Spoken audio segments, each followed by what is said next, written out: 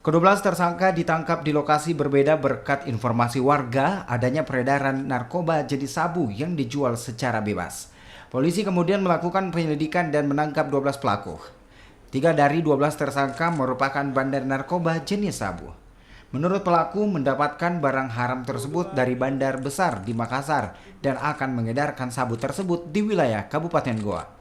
Selain menangkap 12 pelaku, polisi juga menyita barang bukti diantaranya timbangan digital, 1 paket alat hisap sabu, sejumlah telepon genggam, tas, 1 unit sepeda motor, serta sabu seberat 24 gram.